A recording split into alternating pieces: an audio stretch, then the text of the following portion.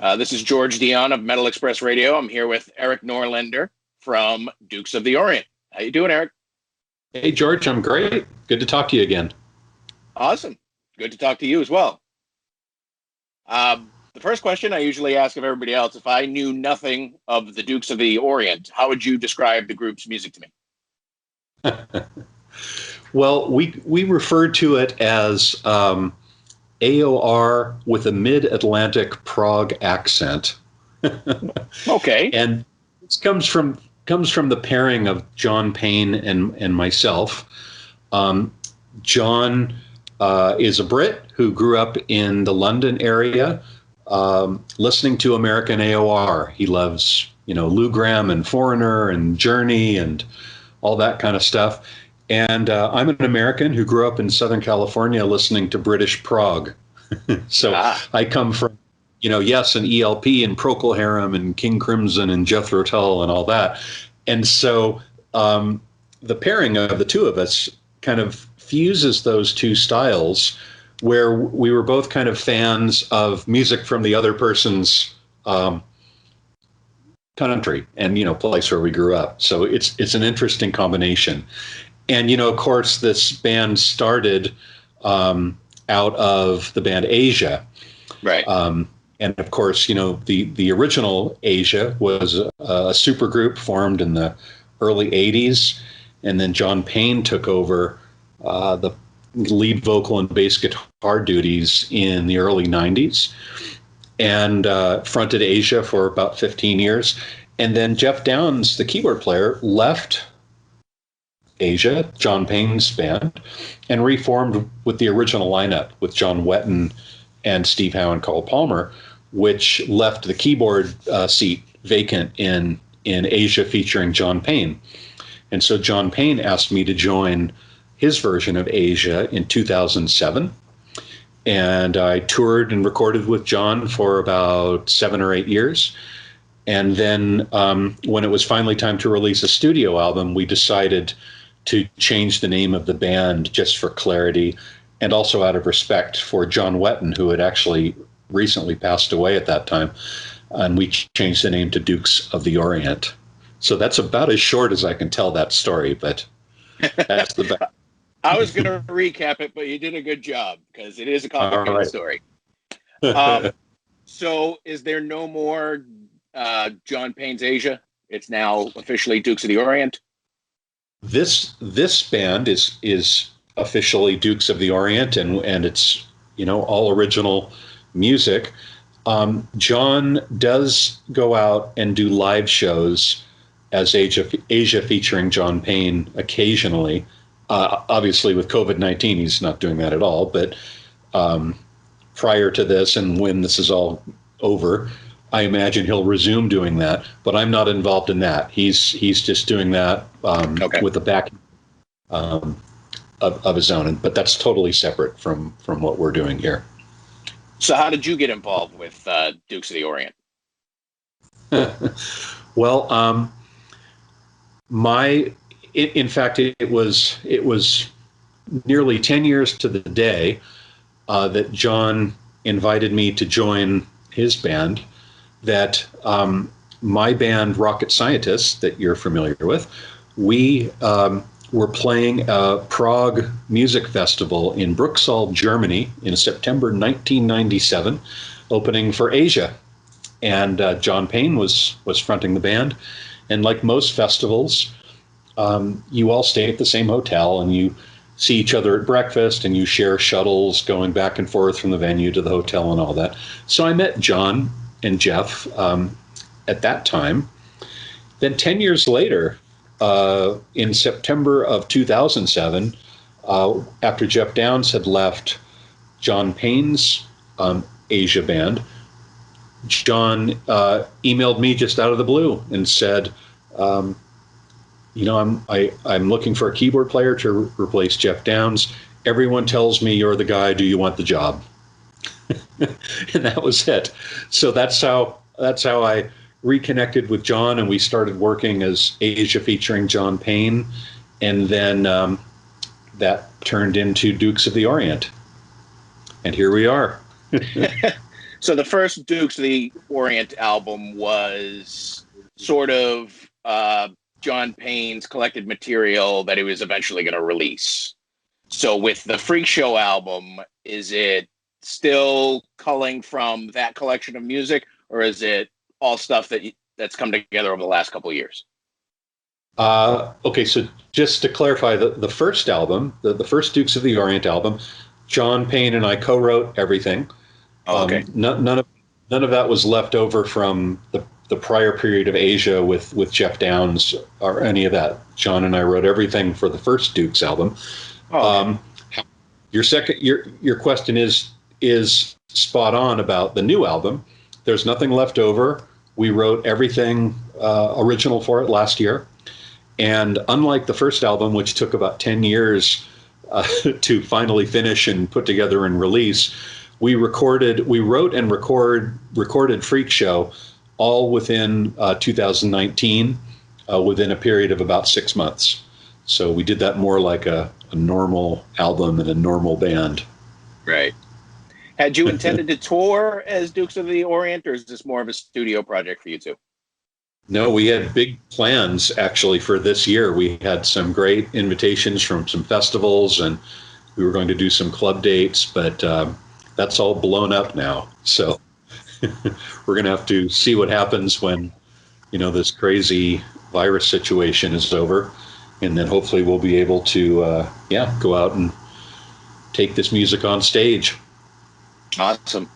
Now, with Freak Show, let's talk about the first single, The Monitors. What is that about? Well, John and I live about 1,000 miles apart. I live in Northern California near Lake Tahoe, and John lives in Las Vegas, Nevada. So we had to plan our meetings and when we get together for sessions. And just because of the logistics of that, we ended up writing separately. The first album, we co-wrote every song. This album, I wrote half the songs, John wrote half the songs on our own. So I actually wrote The Monitors, and I wrote it with John in mind. John is very much interested in the idea of mysticism and secret societies and, strange things going on underneath the surface and all of that. And he's also, very much into the idea of independence and fighting for, freedom and all that. He wrote a great song called Silent Nation that was the title track of an Asia album a while back. And I always enjoyed playing that song live with him. And that had, very much the same kind of theme.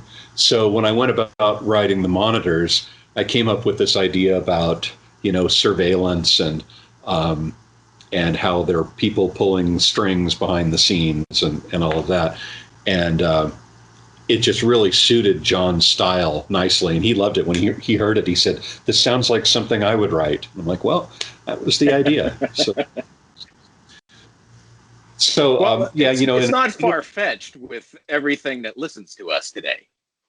That's right. You have your speaker that listens to you, your car that listens to you. There certainly could be a secret society of monitors. Well, sometimes, I don't have an Alexa or any of that kind of stuff in the house, but, my wife, Lana, and I, we do have iPhones, and there's times when we'll have a conversation, and the next day, whatever we were talking about, a product will come up, on a website or on a Facebook page or something like that. And I'm like, this is a little creepy. Absolutely. So the second single is The Duke's Return. Yeah. And do you want to talk about that one? This was the first song that we wrote for the album. I actually wrote just the music first, and we were trying to figure out how to get together to co-write, and it just wasn't working out. And I said, well, here, just take this track and see if you can, write something to this track. And, we talked, and he's like, well, I have a few ideas, but I'm not really happy with anything. What do you hear? And so I just sat down for a couple of hours, and I recorded a lame reference vocal with me singing, and I said, something like this, and that was basically the melody and the lyrics that are on the album. And I sent it to him, and he said, "This is great." He goes, "I'm not changing anything. I'm just going to sing it." So that was how the Duke's Return came together. And again, I was thinking about the things that John likes to write about, and he always likes to write about like the Crusades and the Masons and the Knights Templar and all of that. So I kind of came up with that theme for the Duke's Return. And at the same time, it works on another level where this is our second album. We're coming back. It's not a, what is the expression, one and done project. Right. This is actually like a real band and something that has some substance and something that will hopefully endure. So what inspired the band name? Well, in its simplest form, it's a play on the name Asia. Yeah. So we are Dukes of the Orient. We're coming out of, the Asia legacy and the Asia background. And, we wanted to come up with something that was a little bit steampunk sounding and, just sort of that usual epic rock and roll kind of style where, we do our photo shoots with these like long velvet coats and, strange glasses and all that kind of thing. So, as with all bands, we probably went through 1,000 different ideas and, how about this? How about this? Oh, that's a terrible idea. Oh, that's a terrible name. And then we landed on this one, and we both thought that was a fitting way to describe what we were doing. Perfect. Are there any other songs on the album that you're particularly proud of? Besides all of them, I know all of them. Yeah, I mean, I really like them all. I did a radio show a couple days ago, and I was on for an hour, and they asked me to pick the songs, and I said, you know what, you pick the songs. I said, I like all of them, so anyone you want. I guess maybe two standouts for me. There's a piece called The Last Time Traveler that I wrote. It's kind of a science fiction short story, and it basically tells the story of this kind of steampunk snake oil salesman who's trying to convince people that he has this time machine and you can go back in time for 10 years and stay there for a limited amount of time and then come back. And when I recorded the demo, I recorded it very simple with just piano and vocal. And I was imagining kind of like a Roger Waters style vocal, just very simple and kind of raw. And when John heard it, he loved the song, and he came up with this idea of doing these 3 different characters. So there's the main character, which is the main lead vocal, in kind of John's normal voice. Then he came up with this kind of Cockney lackey helper guy, who's the second voice, who's panned over to the left. And as the song develops, you bring in this investigator, who's this kind of posh West End London voice, who's panned on the right. And so you have these 3 voices that are telling this story. So I thought that was a really clever way to interpret the song. So that was all John doing all those voices? Yes. That was him. And then I guess another one I really like is the Great Brass Steam Engine, which is just a big keyboard instrumental workout. It's the only song on the album that doesn't have guitar and sax. It's just, keyboards, bass, and drums, like big power trio, just with tons of great synths and atmospheres and all that. So that's sort of a representation of the solo set that I used to do with Asia. Keyboard solo, like in the style of all my heroes, like Rick Wakeman and Keith Emerson and Jeff Downes and all of those awesome players. And the Steam Engine was kind of a way to bring that moment in the live set onto the album. So now in time of COVID, when we're not touring, well, you can sort of still get the feeling of, the show with that key instrumental in the middle of the record. I think the Freak Show sort of has a Broadway kind of feel to it. Like it is sort of like a show, being presented in music form? Yeah, I mean, it definitely is a theatrical element for sure. The title track, Freak Show, John pretty much sings that like a carnival barker. And we talked about The Last Time Traveler with the three different voices, and then, The Duke's Return. He kind of has this Baldic, I'm this like, Templar knight returning from far away and all of that. So it definitely has a theatrical quality to it. Is it safe to say that you are the Neil Peart of synthesizers? Well, that's a pretty high compliment. I mean, Neil's just probably the greatest, rock drummer ever. But I'll just say thank you rather than commenting on that. That was very nice. So when it comes to the synthesizer, you're a little bit of an inventor, right? You've invented pieces of the synthesizer that they haven't done before. I've developed both hardware and software synthesizers. I was involved in an analog synthesizer called the Alesis Andromeda at the very end of the 90s, going into 2000. And this was done with just a great team. And I went back and forth from California to Germany and a bunch of other places to, just kind of find the best people to get this product done. And I still use that instrument today. In fact, there it is, leaning. Nice. That thing right there. It just happens to be there. Like, I didn't know you were going to ask that question. I have a prop.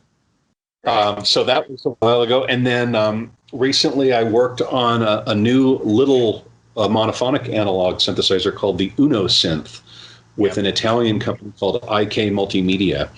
So that kind of has a legacy back to the Andromeda. And then I've also done a lot of software-based instruments that you use on your Mac or PC or even on your iPhone. The one I'm the most proud of is an instrument called Syntronic, which is based on samples of my own keyboard collection. It's about samples of, I think, about 50 or so different just classic analog synths. Yeah. And we modeled the filters of those synths and came up with cool effects and all that. And then recently I also made the official Hammond organ virtual instrument, again with IK Multimedia in Italy and the Hammond Organ Company in Chicago, Illinois. So before the virus and all that, I went back and forth to Chicago quite a few times. And between the great team at Hammond and the great team at IK, we came up with this virtual instrument called Hammond B3X. And I think it sounds absolutely fantastic. And it's about the closest thing you can get besides the real thing, of course. Right. So, I'm doing that kind of stuff all the time as well. So, yes, my nerd genes run deep. Well, I was going to ask if you had a background in engineering or computers or something like that. I actually have an English degree. So I can write really good specifications. But no, engineering, I just learned it over the years, just like synth programming. There was no schools for that when I was learning how to do it. You got a Minimoog or something, and you just kind of had to figure out how to make it sound good. And there were no YouTube videos or anything back then. So if you wanted to get a lead sound like Rick Wakeman, well, you just kind of had to listen and then kind of tweak and try to, figure out why things work the way they did. So that's really how I learned, just by doing it. Awesome. Now, I saw another interview that you did that Rocket Scientist has put to bed. Well, we played our last concert in October at the Prague Stock Festival in New Jersey. And this was the final live performance of the band. And it was a great show. I think the band played great, and it was just done in a beautiful venue. And the organizers did a wonderful job. we actually have a great live recording of that, video and multi-track audio. So we're in the middle of editing that right now. So hopefully we'll be able to release that before the end of the year. That was the final live performance of the band. I don't rule out doing something in the studio with the guys in the future. They're my best friends. Mark McCrite, the vocalist, he and I went to high school together. Yeah. So that was over 30 years ago now. And Don Schiff, the stick player, he and I met shortly thereafter. So there's a lot of water under the bridge with those guys. And, we've toured all over the world and made a lot of great music. As far as, the band and playing live and touring, we all, our lives have taken different directions. We live really far apart from each other. And I felt that it was better that we wrap up the live performance of the band while we were still good. Because one thing I say about Rocket Scientists is we never sucked. And right. And we never will, because the last show we played was great. And that's how I want everyone to remember us. So, when we're old and gray, if we're still, we are old and gray. More gray. We're still putting out albums. Okay, great. But for me, this was enough. And I thought it was just a great way to conclude just an awesome, 20 plus years with that band. So being in lockdown mode for the last 6 months or so, you must be working on Erik Norlander material, right? Well, it's funny. I work here in my studio 7 days a week, pretty much all the time anyway. So it's not that different for me. Obviously, there's no touring. I was, touring quite a bit before this. But aside from the touring aspect, my day-to-day routine is really not that different. I put on my mask and gloves when I go to the grocery store or anything like that. But it's not too different. But I'm writing all the time. I've got my little demo system here for whether I just record something on the piano or on the keyboard rig or whatever. So I just keep building up a catalog of material, and that always finds its way onto an album eventually. So we'll see what happens next.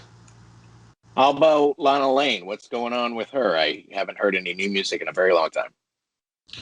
Yeah, we released El Dorado Hotel in, 2012, I guess, so about 7 or 8 years ago.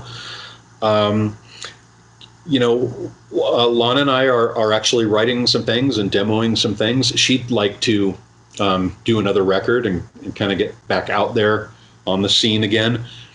For her, her first record came out in 1995, and second one was 96, third one was 97. Her third one absolutely exploded in Japan in particular.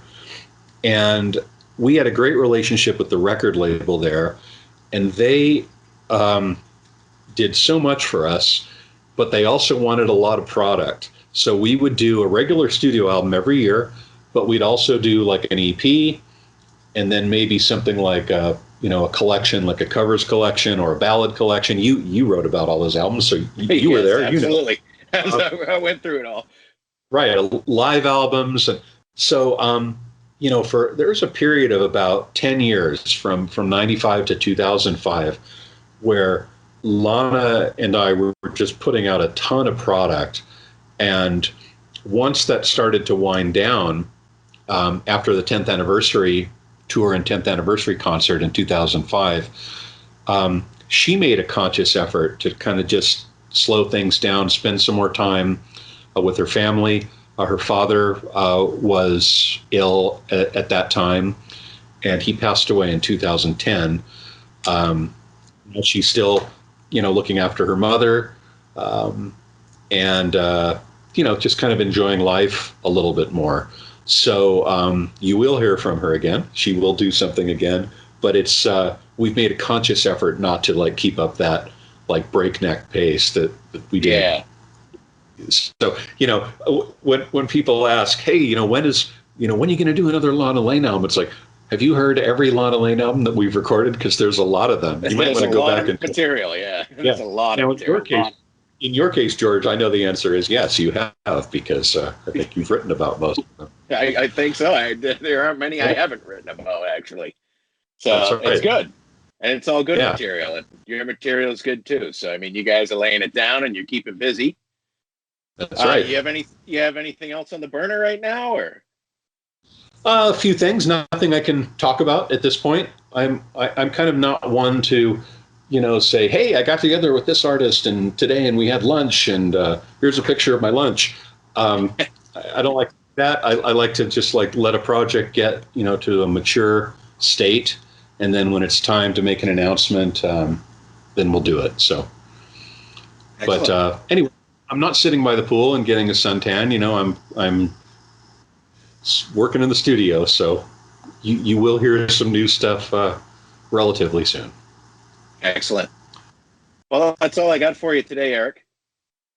Sounds great, George. Well, great to talk to you as always, and we'll look forward to the next time.